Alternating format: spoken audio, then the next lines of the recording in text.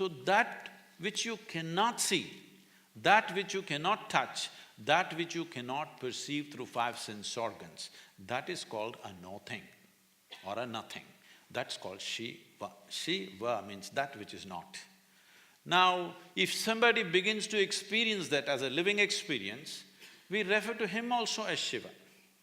But somebody who's not experienced it, we refer to him also. Half the people in this country at one time were named after Shiva. That is all the men, I'm saying. Ladies were Shiva, Shivangi, Shiva this, Shiva that, or Parvati, Gauri, this one, that one. Why this was so is constant reminder that you need to look beyond what is there in front of you. This physical form of being a man or a woman, or this person I like, this person I don't like, beyond this, when I call him Shiva, now I cannot say I like him or dislike him.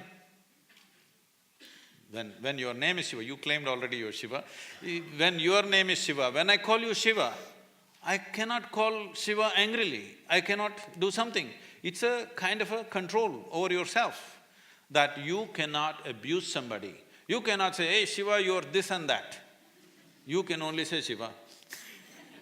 So we created a culture like this where constant reminder, wherever you look. We even called our dog Shiva. Yes, we never thought it's an insult because he's as much alive as you are.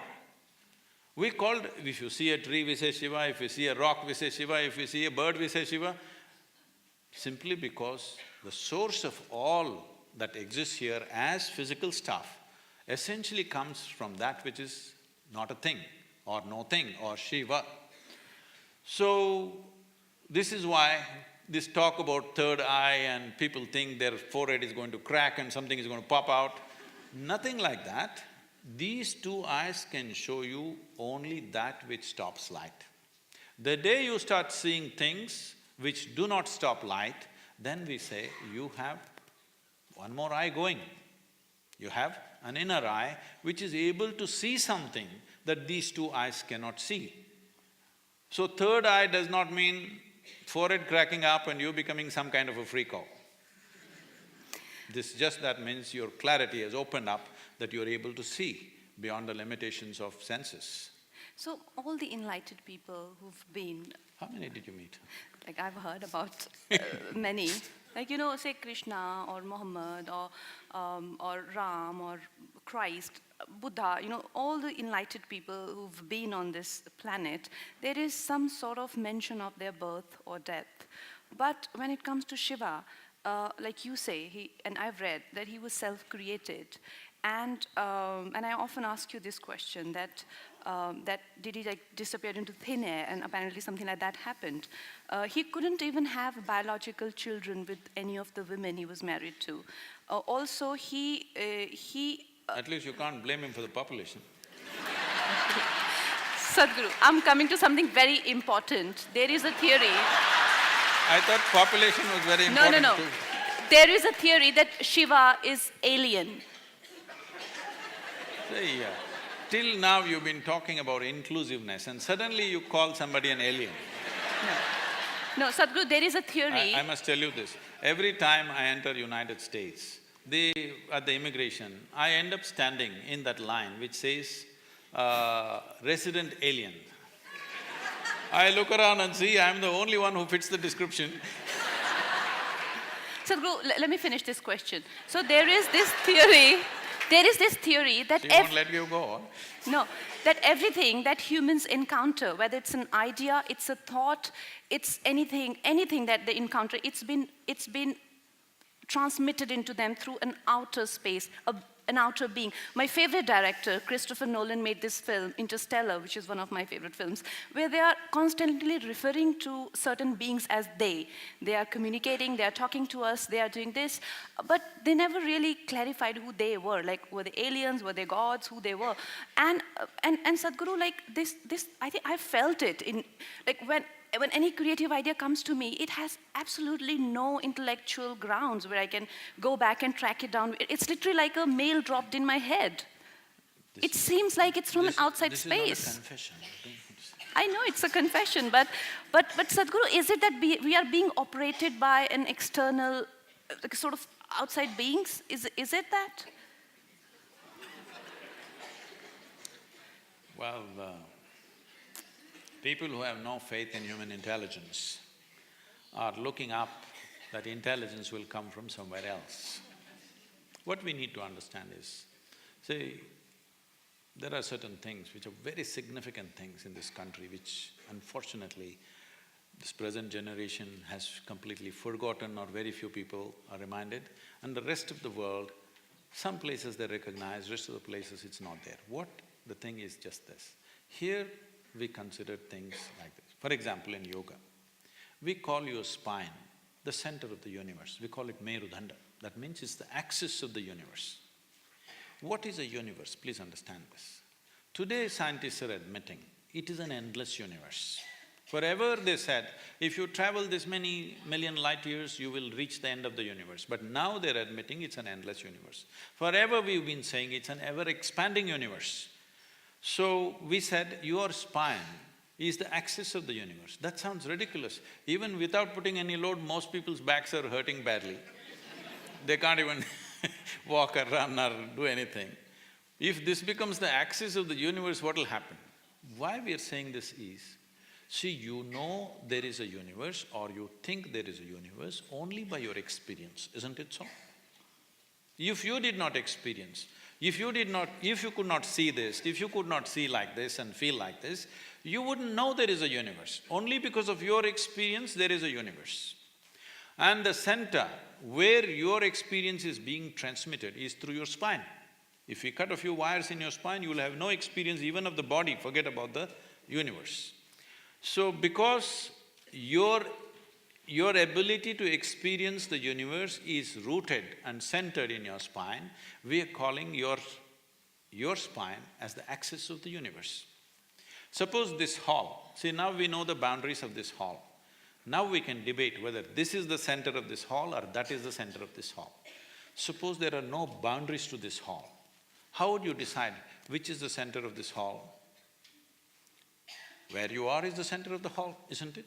From this basis, we developed a whole possibility for a human being, how not just to believe these things, but to make it into your living experience. It is from this the word yoga came, that the inclusiveness happens not because I tell you, oh, I love you, you love me and all this stuff. Inclusiveness happens simply because you obliterate the boundaries of your individuality. Not because I love you, you love me, I hug you, you hug me, so because we are inclusive, no. All that will last for some time. Tomorrow if they do something that you don't like, it'll be finished. But you obliterate the boundaries of your individual nature, including your body, that you know how to sit here without being identified with the boundaries of who you are. Your physical structure, your mental structure, your emotional structure has a boundary. It may be large or small. No, I'm not talking about the body being large. It may be large or small, but it has a boundary. But there are dimensions which have no boundary. What doesn't have a boundary is non-physical in nature. So our focus has always been on that dimension, which is non-physical. That is why Shiva became the most important thing, because Shiva means that which is not, that which is non-physical. Now is he the yogi that we're talking about, is he a human being? Did he come from somewhere else? There are many things this audience need to be primed for this, because it's a long story you're asking. I'm trying to encapsulate it in 2 minutes, that's dangerous because it'll look silly. There is a book, Arundhati is here, we spoke together and she kind of put it together. And there's a book on Adiyogi, which is going into these aspects, but let me put it across. See, there are things, as you said, there is no parentage. When you talk about Shiva, there is no parentage, there's no place of birth, nobody saw him as a young boy to grow up. All the time when we saw him, he was about the same age. And we don't know where he died, such a significant human being. Even in those times, if he died somewhere, they should have built a temple, they should have built some kind of a monument for him. Nothing like that happened. So there is no birth, there is no death, there is no parentage, there is no siblings, there is no anything to prove that he was here. Does it mean to say we can assume he came from somewhere? Not necessarily. But in many of the… if you look at the lore, it's very common to refer to Shiva as Yaksha Swarupa. This means… Yakshas means always those kind of beings which are not human, but who supposed to have existed in the natural environment in this planet, in the forests and other things. Whatever we were referring to, some kind of beings or creatures or whatever you want to call them, who are not human in nature. So many times in the lore, you will see any number of songs and other things talking about Shiva as a Yaksha Swarupa. So there are many things which point, but there is no specific proof that he came from elsewhere. One thing is the level of intelligence in terms of his mathematics, his music and his geometry, what he thought in terms of that. When you look at it, the times that we are referring to, see, in the yogic culture, let me admit this in front of this crowd because, oh my God, there are cameras. In the yogic lore, it is estimated Shiva or Adiyogi existed as a person. He walked this land somewhere between 60 to 75,000 years ago. When I first spoke this, all the more sensible people around me, who are not as naive as me, they're wiser people, younger people, they said, Sadhguru, if you say 75,000, they will blast you. The only archaeological proof that is there that Adiyogi or Shiva existed is about 12,600 years. You should say 12,600 or 13,000 or 14,000. I said, okay, 15,000. But actually, in the yogic lore, there is a clear aspect of… they're talking about celestial arrangements. These celestial arrangements, if you go by the modern astronomy, they existed only somewhere between 60 to 80,000 years. In that span, there is no two ways about it, the things that he's talking about. And now, of the Cambay, what's it called? What is the Indian name for that? I'm sorry. Kambat, is it? Yeah. Of the Gulf of Kambat, now they've done explorations. They actually went there to clean up the plastic. But then they found a city which is 5 square miles. And now international archaeologists especially from Germany and France, they have dated this according to carbon dating process, that it is a minimum of 32,000 years. 32,000 years ago, nowhere on this planet did a city exist. Not just a city did not exist, the idea of a city did not exist. But they had a city which is 5 square miles in size, properly, orderly way of doing things. It's been buried, they're estimating it has gone underwater for about 9,000 years. And similarly, of course, everybody has heard about Dwaraka. There are excavations which unfortunately now is the line of control between India and Pakistan, you can't touch it. If you dig, something else will happen, you'll hit the mines. So, there is enough proof today, archaeological proof to say, over 30,000 years ago, there was a civilized society here. Maybe not across the country, but in pockets it existed. So, this dating goes back like this, so I'm just saying over 15,000 years, so that when I travel west also I look sensible. Okay, 15,000, all right. 75,000, they'll resist because their idea of the world is only 3,000 years old. They said everything happened in 6 days and it's only 3,000 years old. Anything beyond 3,000 years is not scientific. This has been the approach, unfortunately. Now slowly they're correcting themselves without looking stupid, but it's utterly stupid. For all these centuries you insisted it's only 3,000 years, now you're slowly extending it because science comes and says something else. You will watch it in the next 50 years, science will come and say, modern science will come and say many things which we have been talking for thousands of years. So, Sadhguru, Einstein said that time doesn't exist, but we seem to… somehow we are stuck in it. And you say that space took a cyclic turn and that's how we're stuck in time. Is it only our bodies or our mind? what, I mean, how is it exactly See, like? right now everybody is sitting here. Let's say we will make them sit here for next 10 days, just like this. Will they sit? No. Let's say we make them sit here for next 3 hours. Well, the body will keep time. If you forget also, suppose they're very interested in what we are saying and they forgot time mentally, the bladder will keep time. It will tell you when it's 3 hours for sure, isn't it? Your stomach will keep time. It will tell you when you're hungry and when it's time. So once you're embodied as a physical being, time is an essential factor of your life. And you know, in your experience, time is a relative experience, but in your body it is not so. It is keeping time all the time, because body is just a product of this planet and it keeps time. Right now, what is your idea of time? Planet spins like this, it's 1 day. Moon goes around, that's 1 month. Planet goes around the sun, that's 1 year. All our ideas of time is only because of the cyclical movement of physical nature. This is the nature of physicality. Physicality is always happening in cyclical movements. Whether it's an atom or the cosmos, everything is in cyclical movements. Without this cyclical movement, there is no physical existence. This is what we refer to in the yogic culture as samsara. Samsara means something that is going in cyclical movement. That means it is traversing the same path again and again, but makes you believe it is new all the time. So if you have a very short memory, you will see every time it comes, you experience it as new and you're excited about it. But if you have a very long vision of things, then you see the same thing is happening. The moment you see the same thing is happening, you will want to change it, isn't it?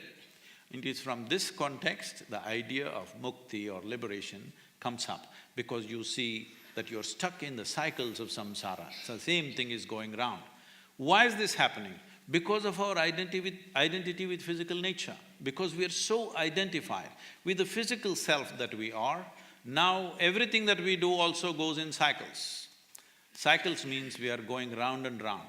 You know, in English, the term, if I say you're going round and round, it means you're not getting anywhere. So, the word samsara has been misinterpreted and gone into use in variety of ways. For example, in Tamil, if you say samsara, it means wife. She keeps you going round and round. I don't know how that usage came, but today in Tamil language, if somebody says, my samsaram, you are supposed to understand it's his wife, not his cyclical nature. Okay, Sadhguru, now my question is that, do you think, like you said, in the scheme of thing and like in going round and round in this cosmos, somebody like me, I sometimes feel that the things that I want to do and the things that I feel for, is it pompous of us to think that we can do something for others, or maybe, you know, like the spirit of… If you want to do something for others, please be pompous as you want, please do something, because a lot needs to be done in this country. Okay. Okay, fine. Okay, so my almost second last question. That's good, isn't it? I'm telling you to be pompous. Okay, fine. I love being pompous anyway. So Sadhguru, I personally have read a lot of books about spirituality, and I've been following Swami Vivekananda from the age of 17, and I never really felt the need of a guru until I was faced with mortality. I lost a friend at the age of 25, and since then, I just feel that everything that I've done in my life, or every situation I've been into and I've walked into, I've always held my head very high, and I've always been prepared for it, I mean, as much I could. And I can't wrap my head around it. And when I read your book, I didn't instantly feel that I would be seeing this day. And I felt, okay, fine, I've read Buddha, I've read, like, you know, you're one of those enlightened people, yeah, sure. So… No, I wasn't impressed, let me tell you. But then I read More Than a Life, and there is the mention of this yogi, Swami Nirmalananda, who waited for you all his life, and apparently you were supposed to guide him to Mahasamadhi. Now, Mahasamadhi is something that I've only heard of in stories and in myths and all of that, like where you willingly walk out of your body because you think that's the best thing to do at that point of time. Now, that seems too fantastic. And I mean, looking at how our societies, that euthanasia has been being legal now, and the kind of resistance, like when your wife heard about the process, she showed extreme desire to adapt to that, and she acquired Mahasamadhi in the middle of like thousands of people. It's written elaborately in the book. And Nirmalananda was opposed by the government. You know, he was not allowed to be able to take Mahasamadhi. The liberals. Yeah, because apparently they were like, you can't take Mahasamadhi. And so, I mean, don't you think like we as people, we have stopped to discuss death? Because shouldn't we be prepared for that day? And when I got to know that you can, I mean, since then I realized maybe you can help me someday. I'm not saying now, but someday. But when the time comes, don't you think I should be ready for it? I should be dressed like this and be like, hey, come, let's go. What do you mean come? Who has to come with you? Like whoever comes at that point of time. So… Why is it pushed under the carpet? Why don't we talk about death? It's not under the carpet, it's just that… That's why I said, all of us, we may call ourselves Indian, but our minds largely have become Western because our education is like that, and you do one thing in Mumbai, you go and just look at people below their knees. You will see at least 45% of the people are wearing only blue denims, okay? I'm not against it. I lived in it at one time for almost 7 years, 8 years. I wore nothing else but blue denims. It was like a philosophy, not just a clothing. So today that number has increased in a big way. It's American workman's clothes. It's spread around the world. And because workmen wore clothes which were… because of work, it wore out, you know. Our pants would wear out riding motorcycles, it would wear out, we would put a leather patch and this and that. But now people are buying pants which are torn, all right? Paying more for the tear, you also… So, why I'm saying this is, because of this imposition is not small. It's taken a huge footprint in everybody's mind. In this culture, we talked about samadhi. It's a very commonly used word, but unfortunately people think samadhi means it's a gravestone. No, samadhi means sama and di. Sama means equanimous, di means buddhi. If your buddhi or your intellect becomes equanimous, when we say equanimity, we need to understand this. The reason why you're using your intellect so extensively is because you've been trained to discriminate between this and this, between everything and everything. And we create… intellect is the thing which creates division between everything. For us to function physically in this world, I must know here which is me and which is you. I must know here what is a chair and what is a floor. Otherwise I won't know how to operate. So for practical purposes life, essentially for our survival, intellect is of paramount importance, no question about that. But this discriminatory dimension, if I ask you, I will leave her alone, okay? I will ask you, suppose there is a choice between having a sharp intellect and a dull or blunt intellect. What is your choice? You must choose, I'm going to bless you right now. Sharp. So essentially, intellect is a cutting instrument. It's a knife. The sharper it is, the better it is. It cuts everything. Why is cutting important? See, what is the nature of science that we learn today?